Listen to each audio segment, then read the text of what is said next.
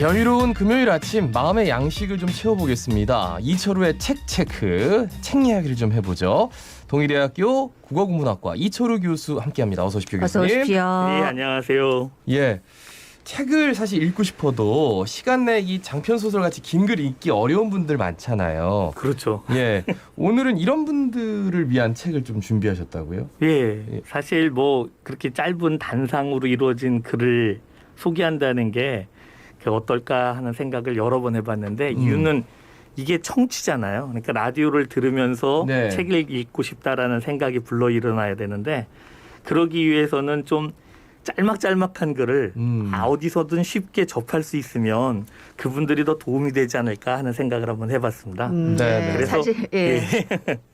그래서 짧은 글들을 모은 두 권의 책을 소개할까 합니다. 예, 짧은 글 모음집 하면 또 얼핏 떠오르는 책들이 있긴 있는데 네네. 무슨 명상록 이런 거 있다 예, 아닙니까? 맞습니다. 예, 어떤 책들 소개해 주실 겁니까 오늘은? 예, 두 권인데 첫 번째는 이름이 조금 어렵지만 아주 유명한 황제예요. 로마의 황제인 마르크스 아우렐리우스라는 황제가 쓴 명상록이라는 책과 두 번째 책은 법정 스님이 쓴 오두막 편지라는 책을 저는 오두막 소개할까 편지. 합니다. 네. 일단 이제 마르쿠스 아우렐리우스 네. 이분 굉장히 유명한 분입니다. 로마 시대를 통틀어서 아마 그 전 역사를 통틀어서 가장 위대한 황제로 칭송받는 분인데 이게 그렇죠. 어떤 분입니까 실제로?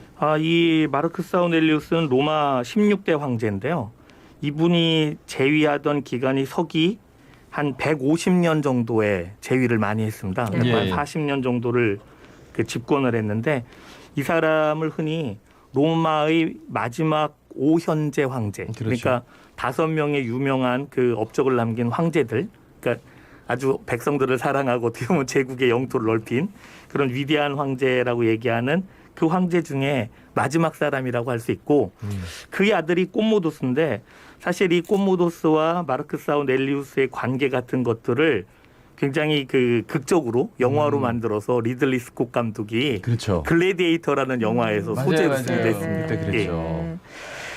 이 마르쿠스 아우렐리우스의 명상록이 오랜 세월 가장 위대한 책 가운데 하나로 여겨져 왔다 하는데 사실은 좀 솔직히 말하면 저는 아닌 것 같거든요. 그렇죠. 예, 근데 교수님은 왜 이렇게 오랫동안 많은 사랑을 받았다고 생각하시는 겁니까?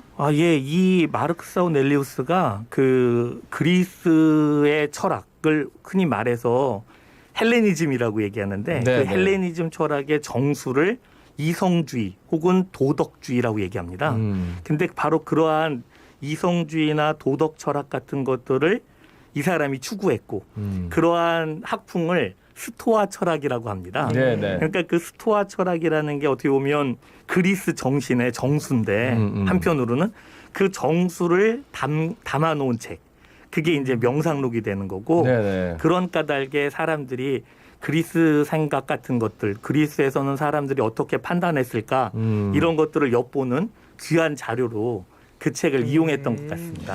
근데 저는 이걸 읽었거든요. 네. 예. 그러니까 근데 이제 매번 상황이라는 게 있잖아요. 그렇죠. 그래서 어떤 사람이 와가지고 자신한테 정말 좋은 얘기를 잘해줘도 그걸 또한 경계하고 뭔가 이거는 진짜 축하해도 되는데 그걸 또 경계하고 또 나쁜 말 하면은 정말 화가 막 머리끝까지 나는데 그걸 애써 참아내고 네, 네. 예, 이런 거 보면 정말 순탄치만은 않았겠다. 너무너무 그렇죠. 힘들었겠다라는 생각이 절로 들더라고요. 근데 한편으로는 우리가 책을 읽는다는 행위가 네네. 무엇을 위해서 읽을까 하고 생각한다면 우리가 그냥 하고 싶은 대로 감정에 치우쳐서 살아가기 위해서 책을 읽는 것이 아니라 예. 우리를 한번 돌아보고 잠깐 멈춰서서 나를 한번 생각해보고 또 나와 세상과 사람과의 관계를 이해하는 것이 어떻게 보면 그 여유를 갖는 거고 천천히 읽기를 하는 거라고 할 때 이 예.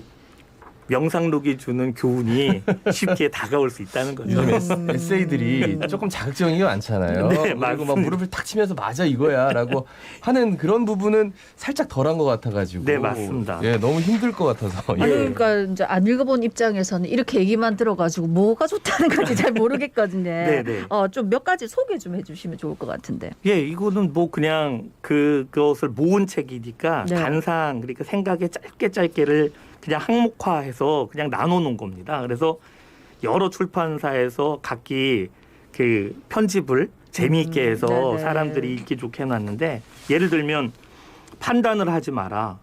그러면 내가 피해를 입었다는 생각이 사라질 것이다. 그런 생각이 사라지면 피해도 사라질 것이다. 그러니까요. 네. 그- 어떻게 보면 이미 지나간 것을 네. 자꾸 그걸 되새기고 그것을 막 그냥 자기 안에서 왜 그때 그랬을까 하면서 네. 스스로를 해치지 말라는 거죠. 그러니까 판단이라는 거는 옳고 그름이 네. 있는 것이고 그렇죠. 내가 생각할 때 이거는 잘못된 거다. 잘한 거다. 이 사람이 잘못했어.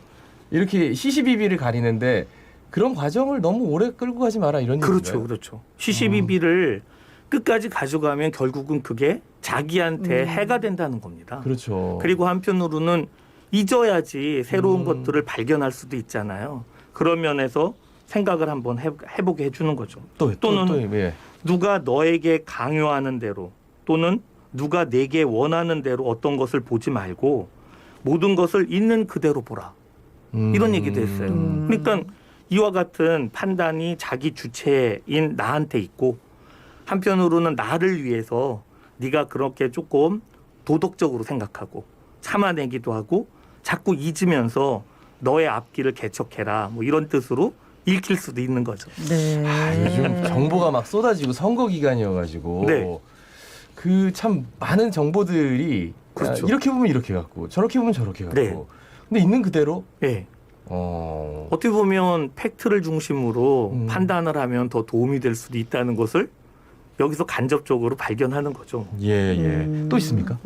뭐 재미있는 말이 많은데요. 네. 네네. 뭐 최고의 복수는 너희 적과 똑같이 하지 않는 것이다. 네.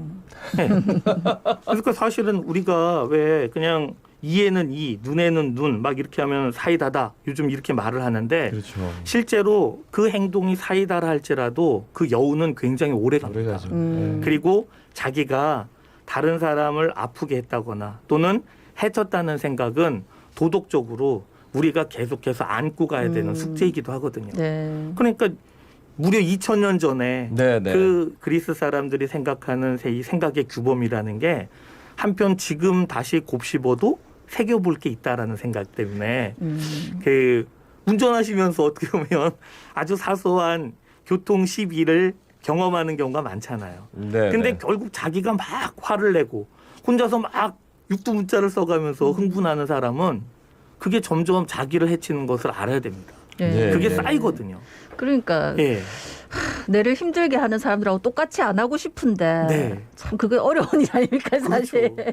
그러니까 어려우니까 예. 그걸 책을 통해서 발견해야 되고 어떻게 보면 우리가 조금 더 노력해야 되는 겁니다. 그 네, 옛날부터 이렇게 써왔고 지금까지 사랑을 받는다는 거는 이게 네. 사실 다 어렵고 잘 안 되기 때문에 계속해서 곱씹어 읽어지는 거 아니겠습니까? 이분이 그 황제 기간에도 네. 어떻게 보면 뭐 이렇게 사이다 같은 건 거의 없더라고요. 네, 없어요. 네, 국경이 막 무너지면 또 거기 가서 또 전쟁 치르고 네, 또 늘 전쟁에 그냥 계속 있는 상태에서 예, 그러니까 이 사람이 오연제 마지막 황제로서 일대기 안에서 살펴보면 굉장히 정치를 좋아하고 잘했을 것 같지만 실제로는 자기 동생한테 맡기고 네네. 자기는 늘 변방에 나가서 그 로마 제국에 침범하는 여러 이민족과의 전투를 맨날 전투했죠. 합니다. 예. 그리고 죽음 역시 그 변방에서 맡게 됩니다. 그렇죠, 네. 그렇죠. 근데 그럼에도 불구하고 이분이 갖고 있었던 생각은 뭐 어떻게 보면 이러한 민주적이고 합리적인 판단 그리고 공화정의 부활 이런 것들을 끊임없이 조언하고 생각한 거죠. 예, 요즘 책 소개가 너무 길어졌어요.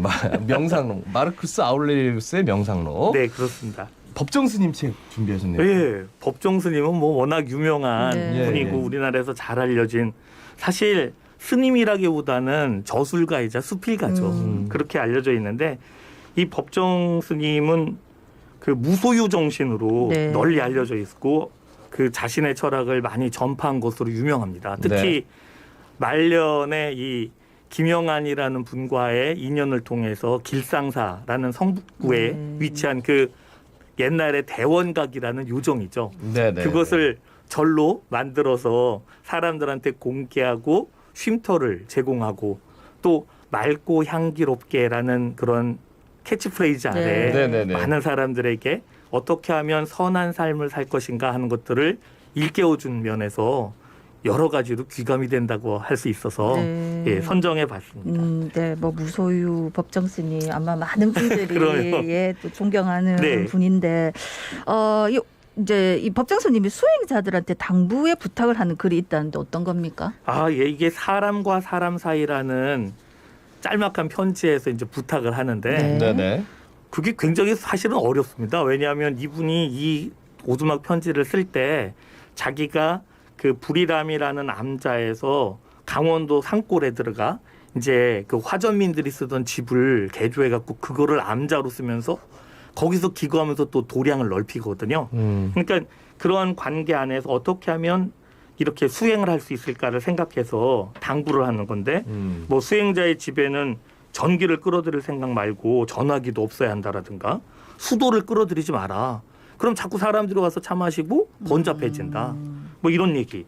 또 수행자의 집에 거처하는 사람은 새벽 3시에 일어나고 밤 10시 이전에는 눕지 마라. 예. 이렇게 끊임없이 자기 수양의 역할을 합니다.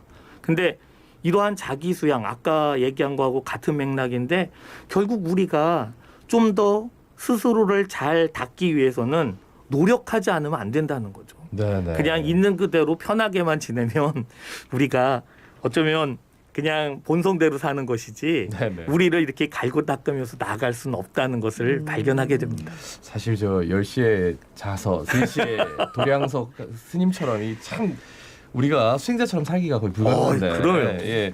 그럼 스님께서 전달하고 싶었던 어떤 메시지는 있을 거 아닙니까? 예. 어떻게 보세요? 스님께서 얘기하고 싶은 법정 스님이 얘기하고 싶은 것은 아마 충분히 그 맑고 향기롭게라는 말 안에 다 담겨 있는 것 같습니다. 그건 뭐냐면 우리의 생활을 어떻게 보면 조금 줄여서 소박하고 한편으로는 아름다움을 발견하는 거 그런 것들이 이러한 세속적인 것 안에서도 충분히 기쁨을 느끼며 살아갈 수 있다라고 얘기하고 있는 것이죠. 네네. 그러니까 어지럽고 혼탁한 세속에서도 우리가 한편으로는 이것만이 있지 않고 눈을 가끔 하늘을 보고 먼 데를 보면서 우리 스스로를 좀 다듬어야 한다. 그리고 그 다듬는 것 안에서 이 자연이라는 것에 대해서 좀 많이 생각해 봤으면 좋겠다. 뭐 이런 뜻으로 저는 읽었습니다. 네. 오늘 이 두 권 소개해 주신 거 사실 이제 저 어릴 때는 건방이 늘어가지고 건방이 많아서 뭐 이래라 저래라 하는 것 같아서 이런 뭐 이런 책 그렇죠. 참 싫더라고요. 네. 근데 이제 나이가 들어서 네. 뭐 요즘 뭐 카톡으로도 많이 보내주고 SNS로 많이 보내주고 하면서 좋은 글들을 보면 아침에 딱 읽고 나오면 조금 내 마음을 좀 다스리는 네. 좀 마음을 좀 안정시키는 그런 느낌도 있는 것 같고 맞습니다. 아마 또 그런 이유도 있지 않을까 싶은데 오늘 교수님 이 두 권을 저희 통해서 저희 예. 청취자들한테 하시고 전하시고 싶은 말씀 있으실까요? 사실 저는 책을 읽는 행위가 이 경험하지 못한 경험을 하는 거고 그리고 가던 길을 잠시 멈춰서 자신을 정리하는 거 이렇게 좀 천천히 걷기 뭐 이런 거라고 생각합니다. 네네. 왜냐하면 바쁜 세상에서 그냥 무조건 실용적인 것만 읽는다고 해서 또는 실리적인 것만 추구한다고 해서 내가 만족하는 게 아니니까요. 네네. 그러니까 그러한 까닭에 우리가 이렇게 천천히 걷고 나를 한번 되돌아보고 나의 행동을 반성하는 것들을 생활화하는 거 이것은 어쩌면 내가 한 발 더 나아가기 위해서 반드시 거쳐야 하는 나의 그 성찰 과정 또는 나의 그 뭐랄까 발전 과정이라고 생각하는 거죠. 그래서 네네. 발전을 위해서 그와 같은 것들을 이렇게 체화, 그러니까 몸에서 느끼게 한다면 조금 더 나은 세상 내지는 바람직한 것들을 바라보는 그러한 사람이 되지 않을까 하는 그런 생각에서입니다. 네. 그래요. 지금 누군가가 이렇게 막 문자 메시지를 이런 걸 보내주면 잘 안 읽게 되기도 하는데 그분들이 얼마나 고마운 분들인지. 그렇죠. 네. 예, 네. 당장 그 글이라도 보내주는 게 어딥니까? 네, 맞습니다. 예, 예. 그래요. 그래 참 마음이 좀 교수님 말씀 들으니까 좀 차분해진 것 같아요. 교수님 차분하게 전해주시니까. 아유, 고맙습니다. 네. 오늘 아침에 야 금요일 진짜 이 좀 여유로운 마음으로 네. 네. 책 체크 잘 들었습니다. 고맙습니다. 네네. 고맙습니다. 지금까지 동의대학교 국어국문학과 이철우 교수였습니다. 예, 지금 운전하시면서 저희 방송 듣고 계신 분도 계실 텐데 앞차 갑자기 끼어들어갖고 화가 나셨겠지만 그래도 나는 반대하다 하는 마음으로 내 마음의 평안을 위해서